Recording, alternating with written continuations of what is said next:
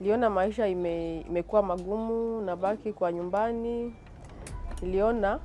Nilitafuta gisi ya kufanya, nikaona niende soma hii kazi ya kushona.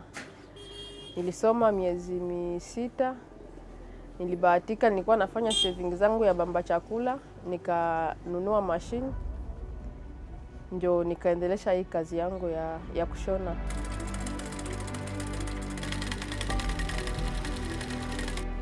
Hii kazi iko na ubunifu mingi kwa familia yangu sababu kipekee inanisaidia niendeshe maisha, na kwa familia yangu inanisaidia sababu vitu zingine nanunua kama dawa ya watoto nanunua, kama vitabu za watoto waende shule nanunua, na vitu za mingi sana hapa nyumbani zinasaidia kwa chakula.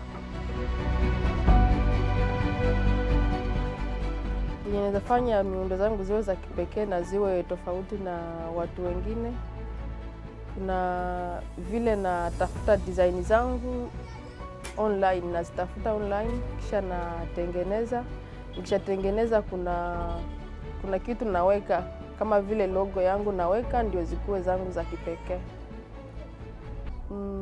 Ni changamoto yenye tunapata, unakutana visa zangu ni kidogo, lakini majirani zangu ama duka zingine zenye zinafanya hii kazi ya kushona wako na visa mingi kuniliko mimi. Ndio changamoto napitia, kwa sababu kama ni visa niko nayo, wateja wanaweza kuja wengi ama naweza wafikia wengi. Nikishakuwa na visa, hapo naweza ingia kwa soko kubwa, nafanya visa, ama nifanye maduka mengine, nifungue maduka mengine sababu nishakuwa na visa zenye zinatosha ni expand biashara yangu. Naitwa Florence Kabene, naishi Kakuma 4, mimi ni fashion designer.